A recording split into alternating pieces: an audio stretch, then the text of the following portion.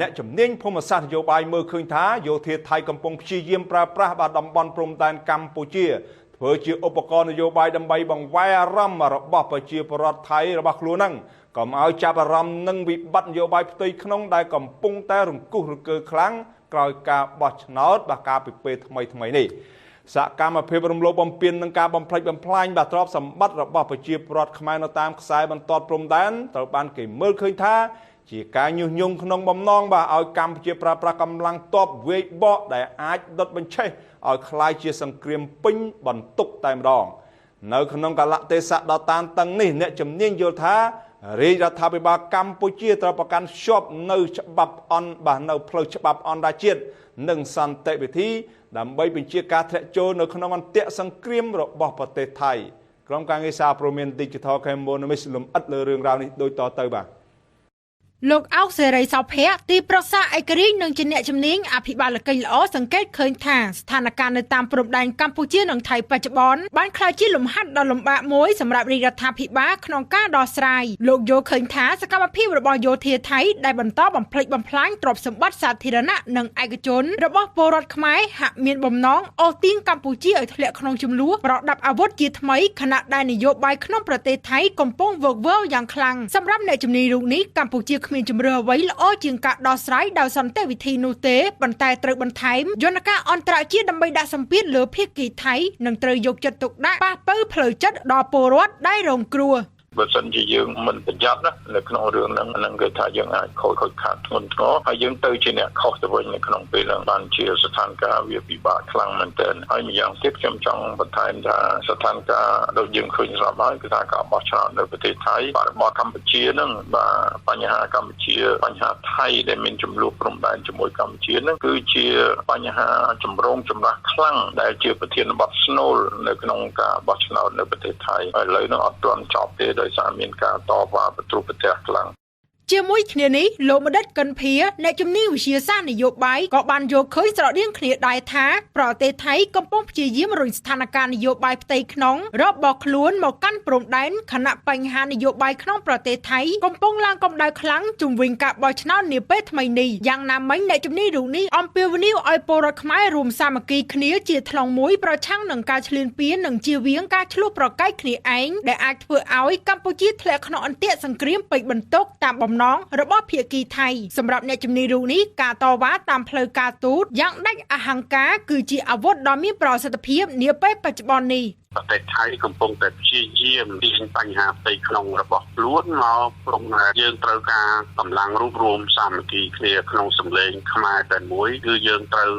នៅជាមួយគ្នាជាពិសេសគឺនៅជាមួយរដ្ឋាភិបាលបន្តក្នុងសម្លេងតែមួយគឺសម្លេងប្រឆាំងនឹងការឈ្លានពានរបស់ថៃមកលើទឹកដីរបស់យើងទាំងបងប្អូនខ្មែរយើងនៅក្នុងប្រទេសទាំងបងប្អូនខ្មែរនៅឯក្រៅប្រទេសយើងរួមសម្លេងគ្នាតែមួយប្រឆាំងដាច់ខាតចំពោះសកម្មភាពរំលោភបំពានរបស់ថៃហើយបើសិនជាយើង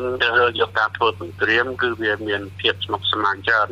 ដោយឡែកលោកសេចសុជាតិអ្នកប្រឹក្សាយោបល់ផ្នែកអភិវឌ្ឍផ្នែកគំនិតនិងការស្រាវជ្រាវបានផ្ដល់យោបល់ថាកម្ពុជាគួររុញបញ្ហានេះទៅកាន់តុលាការយុត្តិធម៌អន្តរជាតិ ICJ ដើម្បីបញ្ចប់ជម្លោះដោយតម្លាភាពទន្ទឹមនឹងការដើរតាមផ្លូវច្បាប់លោកក៏បានសង្កត់ធ្ងន់ពីតម្រូវការក្នុងការខិតខំពន្លឿនការអភិវឌ្ឍវិស័យការពារជាតិនិងការបង្រួបបង្រួមជាតិឲ្យកាន់តែរឹងមាំដើម្បីត្រៀមលក្ខណៈការពារខ្លួនក្នុងគ្រាអាសន្នផងដែរការរាប់សន្លឹកឆ្នោតជាបណ្ដោះអាសន្នគឺមេដឹកនាំដែលឈ្លានពានកម្ពុជាអាចដឹកនាំរដ្ឋាភិបាលថៃដូច្នេះចំពោះលទ្ធផលនេះយើងឃើញហើយតាមរយៈការសន្យានៅមុនពេលបោះឆ្នោតគឺមេដឹកនាំម្នាក់នេះគឺមិនបោះបង់ចោលគំនិតឈ្លានពានរបស់ពួកគេទេដូច្នេះកម្ពុជាពិបាកនៅក្នុងការដោះស្រាយបញ្ហានេះណានៅពេលខាងមុខហ្នឹងដូច្នេះខ្ញុំយល់ថាកម្ពុជាត្រូវប្រើយន្តការអន្តរជាតិស្នូលហើយពិបាកនៅក្នុងការដោះស្រាយបញ្ហាជាលក្ខណៈទ្វេភាគីឬក៏យោងទៅលើការសហការរួមគ្នាដោះស្រាយតាមរយៈគណៈកម្មការ JBC ដែរដូច្នេះរឿងរ៉ាវទាំងអស់នេះគឺកម្ពុជាត្រូវរុញទៅកាន់តុលាការយុត្តិធម៌អន្តរជាតិហើយប្តឹងទៅកាន់ក្រុមរក្សាសន្តិសុខអង្គការសហប្រជាជាតិនិងអង្គការអន្តរជាតិធំៗដែលស្ថិតនៅក្រោមឆ័ត្ររបស់អង្គការសហប្រជាជាតិដើម្បីដោះស្រាយបញ្ហាហ្នឹង ពាក់ព័ន្ធនឹងបញ្ហានេះក្រសួងការបរទេសកម្ពុជាកាលពីថ្ងៃទី11ខែកុម្ភៈឆ្នាំ2026បានចេញលិខិតតវ៉ាយ៉ាងដាច់អហង្ការប្រឆាំងនឹងសកម្មភាពខុសច្បាប់របស់យោធាថៃដែលបានបំផ្លាញហេដ្ឋារចនាសម្ព័ន្ធនៅតំបន់បឹងត្រកួននិងការជីកប្រឡាយកែប្រែភូមិសាស្ត្រនៅតំបន់អូ3ជាន់កម្ពុជាបានចាត់ទុកសកម្មភាពទាំងនេះថាជាការប៉ុនប៉ងបង្កើតសភាពការជាក់ស្ដែងដើម្បីកាន់កាប់ទឹកដីកម្ពុជាដោយខុសច្បាប់ជាមួយគ្នានេះសម្ដេចថាបតីហ៊ុនម៉ាណែតនាយករដ្ឋមន្ត្រីនៃកម្ពុជាក៏បានបញ្ជាក់យ៉ាងច្បាស់ថាដរាបណានៅមានជំរឿសកម្ពុជានឹងមិនជ្រើសរើសការដោះស្រាយដោយហិង្សានោះឡើយរាជរដ្ឋាភិបាលនៅតែផ្ដល់អាទិភាពលើការដោះស្រាយតាមច្បាប់អន្តរជាតិកិច្ចព្រមព្រៀងដែលមានស្រាប់និងតាមរយៈយន្តការគណៈកម្មការចម្រុះខណ្ឌសីមាព្រំដែនគោកកម្ពុជានិងថៃទោះបីជាការចរចានាពេលនេះនៅមានភាពស្មុគស្មាញក៏ដោយហឹបឆ្នោតចំហមាត់លេចធ្លាយផុសតាងបន្លំស្លឹកឆ្នោតជាប្រព័ន្ធ EC ថៃប្រឈមមុខនឹងការជាប់គុកមែនទេពលរដ្ឋថៃងើបឈរតវ៉ាដល់ស្លាប់ដើម្បីការពារយុត្តិធម៌ឯរហស្សនាមប្រទេសថៃអ្នកជំងឺនៅអាស៊ីក៏ត្រូវបានកាសែត Financial Times ប្រសិទ្ធនាមឲ្យថ្មីហើយអនុទាននិយាយថាមិនមែនជាអ្នកជំងឺនៅអាស៊ីទេក៏ប៉ុន្តែជាដែនដីនៃឱកាសបាទឱកាសស្អីអនុទានឆានវរៈកុលឱកាសលួចដីប្លន់គេឬក៏ឱកាសយ៉ាងម៉េចដែរជួយប្រាប់ផងអនុទានឆ្លើយតបទៅកាសែត Financial Times ចំពោះអ្នកជំងឺនៅអាស៊ីគាត់ថាជាឱកាសជាដែនដី The Land of Opportunity បាទជាឱកាសជាដែនដីនៃឱកាសលួចឆក់ប្លន់ដីទ្រព្យសម្បត្តិប្រាសាទឬក៏សន្លឹកឆ្នោតប្រជាពលរដ្ឋខ្លួនឯងនេះគឺជាដំណឹងនាព្រឹកថ្ងៃនឹង13កុម្ភៈ2026ម៉ោង 11:18 នាទីព្រឹកទៅហើយប្រិយមិត្តជាទីមេត្រីបច្ចុប្បន្នប្រទេសថៃកំពុងតែស្ថិតក្នុងភាពរង្គោះរង្គើចលាចលទាំងផ្នែកប្រជាធិបតេយ្យនិងសេដ្ឋកិច្ចតែម្ដងបន្ទាប់ពីការបោះឆ្នោតជាតិឆ្នាំ2026ហើយបាទថ្ងៃទី8កុម្ភៈប្រហែលថ្ងៃមុននឹងឯងបានបញ្ចប់ទៅដោយបន្សល់ទុកនៅមន្ទិលសង្ស័យយ៉ាងធំធេងជុំវិញដំណាភាពនៃការរាប់ស្លឹកឆ្នោតបាទប្រជាពលរដ្ឋឲ្យរាប់ស្លឹកឆ្នោតឡើងវិញតែគណៈកម្មការរៀបចំការបោះឆ្នោតអត់ទេបាទគ្មានភស្តុតាងណាមួយនោះទេអានឹងគឺ EC របស់ថៃណាហើយខាងប្រជាពលរដ្ឋបតាយបតប់គ្នាពេញនឹងតែម្ដងបាទកំពុងតែថ្លែងតាមសន្និសីទសារព័ត៌មានមួយនោះហក់ទៅវាយទៅដើរមុខម្នាក់មួយទៀតអានឹងគឺប្រទេសប្រជាធិបតេយ្យសេរីស្ថានភាពបានឈានទៅដល់ចំណុចរបត់ដ៏តានតឹងបំផុតបន្ទាប់ពីមានការលេចធ្លាយរូបភាពផុសតាងជាច្រើនសន្លឹកដែលត្រូវបានចែកចាយយ៉ាងទូលំទូលាយនៅលើបណ្ដាញសង្គមបង្ហាញពីហឹបឆ្នោតនៅក្នុងមណ្ឌលបោះឆ្នោតទី1ខេត្តឈុនបុរីត្រូវបានដឹកជញ្ជូនក្នុងស្ថានភាពចំហមាត់គ្មានការបិទកាសែតការពា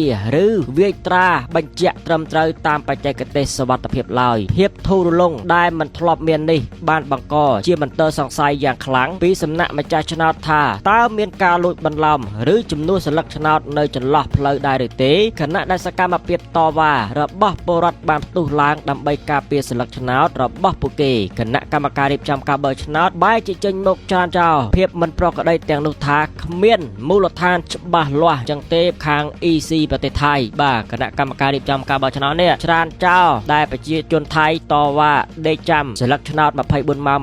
ងនោះក៏ថាគ្មានមូលដ្ឋានច្បាស់លាស់ទេនិងថែមទាំងប្រើប្រាស់វិធានការផ្លូវច្បាប់ដឹងប្រឆាំងនឹងពលរដ្ឋដែលលាតត្រដាងការពិតទៅវិញដែលទង្វើនេះត្រូវបានសកម្មជនចាត់ទុកថាជាការមើលស្រាលលើឆន្ទៈរាស្ត្រយ៉ាងធ្ងន់ធ្ងរបាទនេះគឺជាដំណឹងពាក់ព័ន្ធទៅនឹង EC និងប្រជាពលរដ្ឋថៃតវ៉ាហើយពុំមានចាត់វិធានការពលរដ្ឋទាំងឡាយណាដែលលាតត្រដាងការពិតហើយពលរដ្ឋផ្ទុះការរិះគន់ដោយសារតែហឹបឆ្នោតឡើងជាសបកឡើងឲ្យប្រិយមិត្តខ្ញុំមើលទៅដូចមិនទេហឹបឆ្នោតនៅប្រទេសថៃដូចជាសបកក្តាមឈូសមិនប្រិយមិត្តបាទបើហឹបឆ្នោតនៅកម្ពុជាដែកណាហើយថៃនឹងជាប្រទេសអ្នកមានហើយមិនបានដាក់សបកឡើងមកធ្វើជាហឹបឆ្នោតហើយដល់ពេលលើកសែងចេញពីឡានមកអាសបកនោះហឹបឆ្នោតនោះរបើកកម្រើបាទជ្រុះស្លឹកឆ្នោតរប៉ាត់រប៉ាយហើយបិទទៅវិញហើយហឹបឆ្នោតរបើកកម្រើអញ្ចឹងបានប្រជាពលរដ្ឋថៃថ្ងៃនឹងផ្ទុះការតវ៉ាយ៉ាងខ្លាំងបន្ថែមមួយកម្រិតទៀតក្រោយពីរបើកកម្រើចំហមាត់បាទហឹបឆ្នោតដែលត្រូវបានគេថតបានរឿងនេះបាទរូបភាពជាច្រើនសន្លឹកដែលត្រូវបានចែកចាយយ៉ាងទូលំទូលាយបានបង្ហាញពីហឹបឆ្នោតនៅក្នុងមណ្ឌលបោះឆ្នោតខេត្តឈុនបុរីត្រូវបានដឹកជញ្ជូនក្នុងស្ថានភាពចំហមាត់គ្មានការបិទកាសែតការពារឬវាយត្រាបញ្ជាឲ្យបានត្រឹមត្រូវតាមបច្ចេកទេសសុវត្ថិភាពណាមួយនោះឡើយភាពធូររលុងនេះបានបង្កជាមន្ទិលសង្ស័យយ៉ាងខ្លាំងថាតើស្លឹកឆ្នោតរបស់ របស់ប្រជាពលរដ្ឋថៃត្រូវបានបន្លំឬក៏ជំនួសនៅចន្លោះផ្លូវដែរឬទេនេះគឺជាបាទចម្ងល់សង្ស័យរបស់ប្រជាពលរដ្ឋដែលខមមិនខ្ញុំទៅសង្កេតឃើញណាគេផ្ទុះរិះគន់ចំពោះរឿងហ្នឹងហើយបច្ចុប្បន្នមានការបំផុសបំផុលចលនាមហាជនឲ្យងើបឈរតវ៉ាដោយមិនរាថយសារអំពាវនាវជាច្រើនបានដាស់តឿនឲ្យពលរដ្ឋថៃចេញមកប្រមូលផ្ដុំគ្នាបង្កើតជាសម្ពាធសង្គមដើម្បីទាក់ទាញចំណាប់អារម្មណ៍ពីអ្នកសារព័ត៌មានជាតិនិងអន្តរជាតិគោលដៅចម្បងគឺការពារសិលឹកឆ្នោតនិងទាមទារឲ្យមានការស៊ើបអង្កេតដោយឯករាជ្យបំផុតដោយមិនត្រូវរក្សាជំហរសភាពរាបសារចំពោះភាពអយុត្តិធម៌ដែលឃើញច្បាស់នឹងភ្នែកនោះឡើយអានឹងគឺអ្នកខ្លះគាត់ខមមិនទៅក៏ខ្ញុំដកស្រង់ពីខមមិនប្រជាពលរដ្ឋថៃដែលរិះគន់ចំពោះទាំងវើទាំងអស់នោះហឹបឆ្នោតរបើកគម្របចំពោះរឿងនេះជាការឆ្លើយតបគណៈកម្មការរៀបចំការបោះឆ្នោត EC បានអះអាងថាការដឹកជញ្ជូនក្នុងចម្ងាយជិត500ម៉ែត្រដោយមិនមានខ្សែចងឬបិទផ្ចិតមិនមែនជាការរំលោភច្បាប់នោះទេអ្វីដែលកាន់តែបង្កឲ្យមានការខឹងសម្បារបន្ថែមទៀតនោះគឺស្ថាប័នមួយនេះបែរជាដាក់របាយការណ៍ប៉ូលីសប្តឹងប្រឆាំងពលរដ្ឋថៃព្យាយាមលាតត្រដាងការពិតទៅវិញដែលសកម្មភាពជនចាត់ទុកថាជាទង្វើ